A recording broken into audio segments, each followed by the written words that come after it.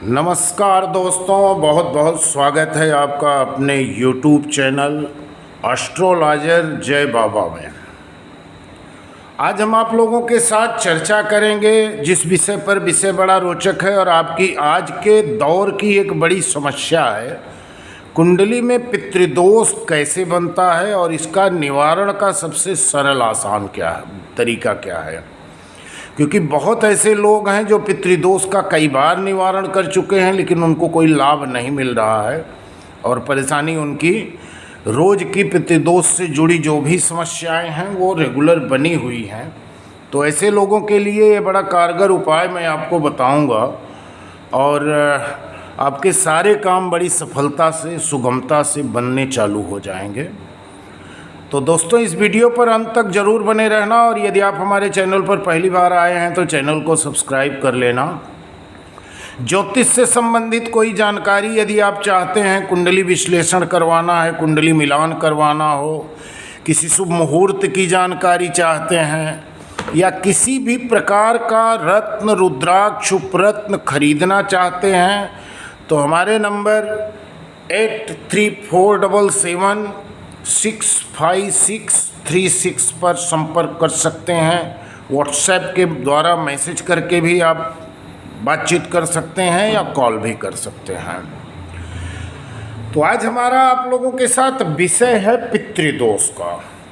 पितृदोष बड़ा ही पेचीदा और उलझा हुआ आज के दौर में एक सवाल है और लगभग काफ़ी कुंडलियों में पितृदोष देखने को मिलते हैं। पितृदोष एक ऐसा दोष है जो 7 पीढ़ी तक चलता है और जिसमें जिस जातक की कुंडली में पितृदोष रहता है उनके परिवार में कई लोग इससे पीड़ित मिलेंगे। उनके बच्चे भी पीड़ित हो सकते हैं, उनके पिता भी पीड़ित हो सकते हैं, भाई भी पीड़ित हो सकती हैं, बहनें भी पीड़ित हो सकती हैं। लेकिन इसका उपाय सबका अलग अलग होता है। किसी एक के उपाय से पूरे परिवार का उपाय नहीं किया जा सकता। हाँ, कुछ ऐसे माध्यम हैं जो अगर घर में करने से, पूजा पाठ के माध्यम से, कुछ शांति करने से कुछ समय के लिए तो इसका निवारण हो जाता है लेकिन पूरे परिवार का नहीं हो पाएगा। तो पितृदोष कुंडली में बनता कैसे है, सबसे पहले मैं आप लोगों को बताना चाहूँगा। जैसे अभी आप लोगों के सामने मैं एक कुंडली रखा हूँ, ये कन्या लग्न की कुंडली है। अब कन्या लग्न की कुंडली में आप देख रहे हैं गुरु तीसरे भाव में बैठे हुए हैं मंगल की राशि में, मंगल और राहु 5वें भाव में बैठे हैं शनि की राशि में मकर में, 6ठे में कोई ग्रह नहीं है, 7वें में कोई ग्रह नहीं है, 8वें में शुक्र और बुध बैठे हुए हैं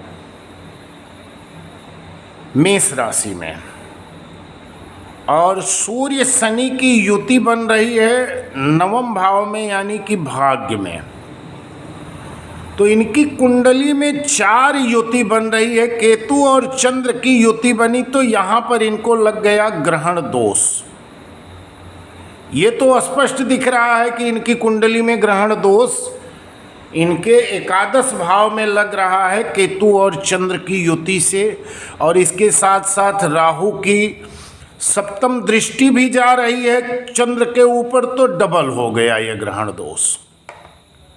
शनि की 3री दृष्टि यहाँ से जा रही है चंद्र और केतु के ऊपर, तो शनि की दृष्टि से केतु को बल मिल रहा है, चंद्र पीड़ित हो रहा है। और ऐसे भी इनकी कुंडली में चंद्र शुक्ल पक्ष की पंचमी का है, तो इसके लिए शुक्ल पंचमी का चंद्र हमेशा क्षीण होता है क्योंकि पराशरी सिद्धांत के अनुसार शुक्ल पक्ष की एकादशी से कृष्ण पक्ष की पंचमी तक ही चंद्रमा को पूर्ण माना जाता है, अन्यथा चंद्रमा क्षीण माने जाते हैं। तो दोस्तों, अब 2 रास्ते से इनके ऊपर ग्रहण दोष लग रहा है, ठीक है।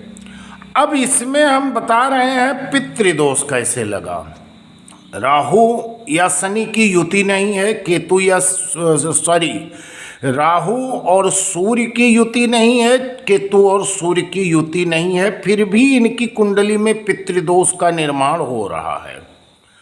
तो दोस्तों, इसको सरल तरीका है आपको बताने के लिए मैं समझाना चाहूँगा कि राहु और केतु जिस भाव में बैठते हैं वहाँ से त्रिकोण देखते हैं। जैसे राहु यहाँ बैठे हुए हैं तो यहाँ से 5वें घर को देखेंगे, और केतु यहाँ से राहु 5वें घर को देखेंगे। तो 1 2 3 4 5, 1 2 3 4 5, तो ये 5वां घर देखने की वजह से सूर्य के ऊपर राहु की दृष्टि जो पड़ रही है, उस दृष्टि से इनके कुंडली में पितृदोष का निर्माण हो रहा है। इसके साथ साथ केतु की तो कोई दृष्टि नहीं, अब इनकी कुंडली में ग्रहण दोष और पितृदोष 2 चीज़ों का निर्माण हो गया लग्न कुंडली में। लेकिन सिर्फ एक कुंडली को देख करके इस चीज़ को निर्धारित नहीं किया जाता कि पितृदोष है। पितृदोष में और कई चीज़ों को देखना बहुत ज़रूरी होता है। जैसे आपको बताना चाहूँगा कि युति के में 3 चीज़ों को देखना है अक्सर। अब जैसे शनि और मंगल और राहु की युति, शनि की राशि मकर में है 5म भाव में। अब ये युति एक योग बनाती है जिसे बोलते हैं अंगारक योग, जो योग काफ़ी मतलब आदमी को गुस्सैल स्वभाव का बना देता है, और गुस्से की वजह से कभी कभी वो अपना हानि करते हैं। ऐसे लोग जीवन में कई बार सफलता भी हासिल कर लेते हैं, जोर जबरदस्ती के माध्यम से भी अपना काम निकालने में ऐसे लोग बड़े माहिर होते हैं। लेकिन कभी कभी जोर जबरदस्ती जब नहीं चलता तो ऐसे लोगों के जीवन में परेशानियां भी आ जाती हैं। तो अब यहाँ अंगारक योग कितना प्रभावी है ये जानने के लिए ये देखना जरूरी है कि मंगल या राहु दोनों एक भाव में बैठे हैं, एक राशि में बैठे हैं, तभी युति बनी। क्या एक ही नक्षत्र में है? यदि दोनों एक नक्षत्र में बन रहे बैठ रहे हैं तब ये पूर्ण रूपेण ये दोष बन रहा है, अंगारक दोष। और अगर मान लीजिए दोनों की नक्षत्र बदल गए हैं तो ये प्रभाव करीब 30% 35% कम माना जाएगा। युति में शुभ फल हो या अशुभ फल हो, दोनों को, अगर युति में नक्षत्र एक नहीं है तो शुभ फल की भी प्राप्ति 30% आप कम करके जोड़ना है आपको, और अगर अशुभ फल है तो भी उसको। तो जैसे अब इनकी कुंडली में मंगल श्रवण नक्षत्र में है और राहु घनिष्ठा नक्षत्र में है, तो इसके वजह से इनकी कुंडली में जो अंगारक दोष बन रहा है ये पूर्ण प्रभावी नहीं होगा, ये 60 से 65% प्रभावी अंगारक दोष बन रहा है।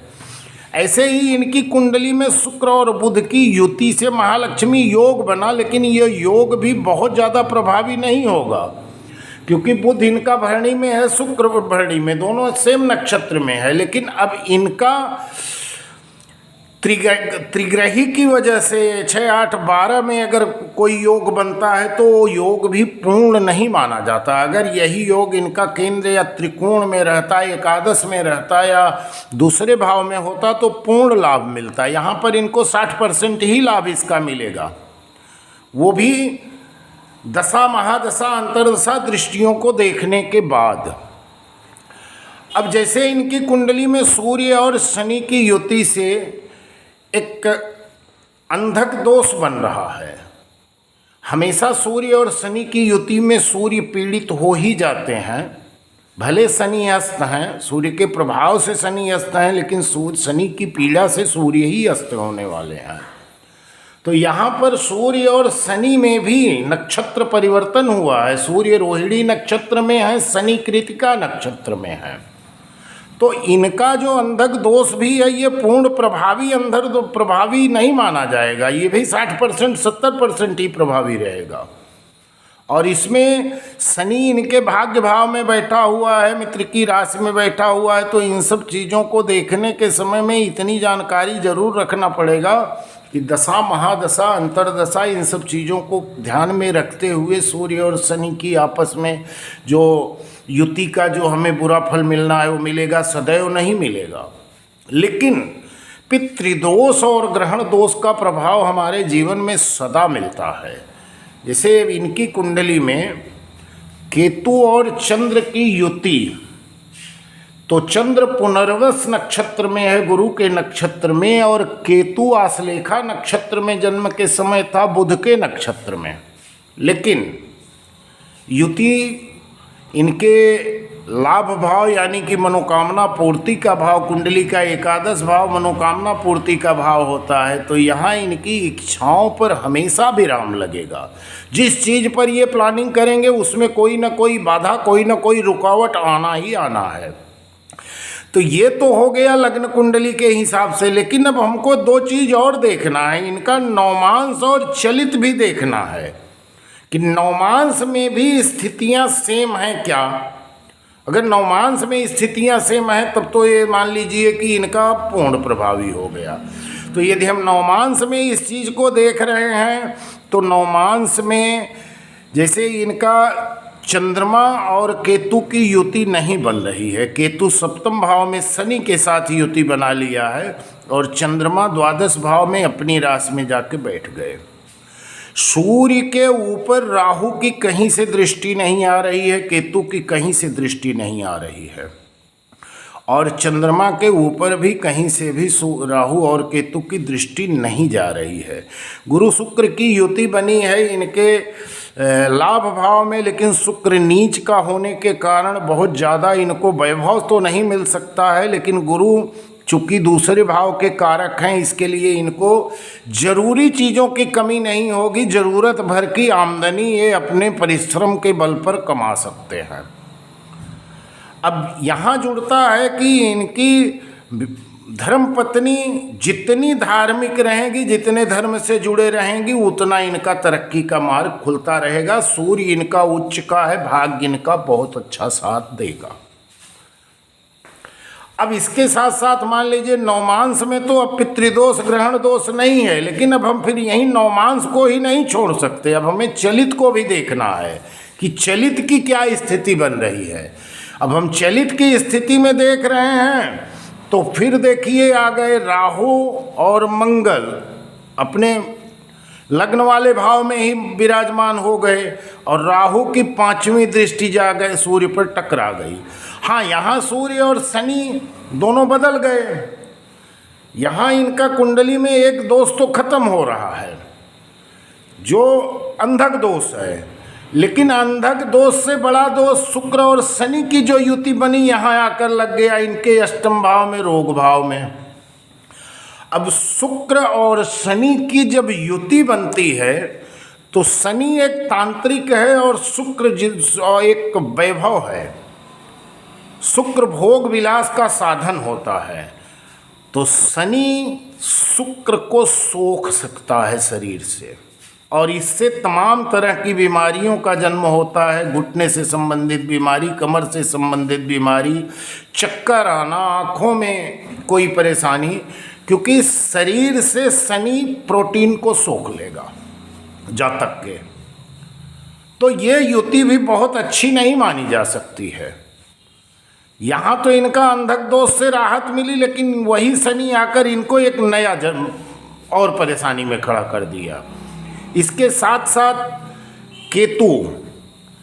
केतु का अब यहाँ चंद्रमा से कोई संपर्क न होने के कारण, केतु का संपर्क न होने के कारण एक तो अच्छा हो रहा है इनका कि चलिए एक ही इनको खाली अब पितृदोष बच रहा है। ग्रहण दोष से ये मुक्त हो गए हैं, क्योंकि न इनके नवमांश में ग्रहण दोष बन रहा है, न चलित में बन रहा है। लेकिन शनि की तीसरी दृष्टि से जाकर चंद्रमा पर टकरा रहा है तो वापस से अंधक दोष बन गया। इसको अंधक दोष भी बोल सकते हैं, इसे विष योग भी मान सकते हैं। शनि की तीसरी दृष्टि जब चंद्रमा पर पड़ती है तो एक विष योग का निर्माण होता है। ये भी इनके कर्म क्षेत्र में बन रहा है ये योग, तो इनका कर्म क्षेत्र हमेशा प्रभावित रहेगा। तो दोस्तों अब हम इसका सीधा निवारण पर आते हैं। पितृदोष का सिर्फ एक ही निवारण होता है भृगु संहिता के मंत्रों के द्वारा इसको रोका जा सकता है, अपने संस्कारों के द्वारा रोका जा सकता है। आप अपने पूर्वजों का स्मरण करिए, उनको आप नियमित सूर्य नारायण को जल चढ़ाने के बाद आप अपने पितरों को जल चढ़ाइए। पितरों के जल में कच्चा दूध, अक्षत, काला तिल और थोड़ा सा शक्कर मिला के अपने पितरों को दक्षिण तरफ मुंह करके घुटने पर बैठ करके 1 लोटा जल आप अर्पित करिए। आपको रोज का रोज लाभ मिलेगा। और इसके साथ साथ भृगु संहिता के मंत्रों का आप जाप करिए। जैसे वेद माता गायत्री से बड़ी कोई मंत्र नहीं है। यदि आप वेद माता गायत्री का जाप कर रहे हैं तो वो बहुत अच्छा है। और पितृदोष के निवारण के लिए एक मंत्र मैं पढ़ रहा हूँ, आप लोगों को सुना रहा हूँ। यदि आपको ज़रूरत लगेगी, आप चाहेंगे तो हम आप इसको मंगा भी सकते हैं, हम आपको लिख करके भी भेज देंगे। तो मंत्र कुछ इस प्रकार है। ओम ऐं ह्लीं क्लीं आं सं शंकराय सकल जन्मांतरार्जित पाप विध्वंसनाय श्रीमते आयुप्रदाय धनदाय पुत्र दारादि सौख्य प्रदाय महेश्वराय ते नमः। कष्टम घोर भयम वारय वारय पूर्णायु वितर वितर मध्यमा खंडितम कुरु कुरु सर्वान कामान पूरय पूरय सं आं क्लीं ह्लीं ऐं ओम। मंत्र थोड़ा बड़ा है, लेकिन अगर आप नियम से सुबह और शाम 21-21 बार भी इस मंत्र का जाप कर रहे हैं तो आपको पितृदोष ग्रहण दोष में बहुत ज़्यादा राहत मिलेगी। इसके साथ साथ दोस्तों आपको मैं बताना चाहूँगा, इसका एक ही स्टोन होता है जो पितृदोष के लिए सबसे कारगर स्टोन है, और उस स्टोन का नाम है सर्पेंटाइन। इस स्टोन को, सर्पेंटाइन स्टोन को आप बुधवार के दिन अपनी कनिष्ठा अंगुली में, सबसे छोटी अंगुली बाएं हाथ की, देखिए मैं पहना हूँ, सबसे छोटी अंगुली बाएं हाथ की अंगुली में आप यही सर्पेंटाइन स्टोन धारण कर लीजिए। तो इससे आपको पितृदोष में बहुत राहत मिलेगी। लेकिन स्टोन सिर्फ एक बूस्टर है। आपको जो मैं जल चढ़ाने का विधान बताया हूँ और जो मंत्रों का मैं आपको उपाय बताया हूँ, उसको आपको नियमित रूप से करना है। अपने पितरों का आप ख्याल रखिए, उनका हमेशा स्मरण करते रहिए, और इसके साथ साथ घर परिवार में सुख शांति का माहौल बनाने की कोशिश करिए। वही इस दोष का सबसे अच्छा निवारण है। तो दोस्तों इसी के साथ वीडियो समाप्त कर रहा हूँ। कुंडली से संबंधित कोई भी सहायता यदि आप हमसे लेना चाहते हैं तो आप हमें संपर्क कर सकते हैं। किसी भी प्रकार के और भी उपाय और भी जानकारी चाहते हैं तो आप हमें संपर्क कर सकते हैं, या रत्न रुद्राक्ष खरीदना चाहते हैं तो भी आप कॉल कर सकते हैं। हमारे पास से सर्टिफाइड, नॉन सर्टिफाइड और इसके साथ साथ गारंटी के साथ ओरिजिनल स्टोन मिलेंगे। धन्यवाद।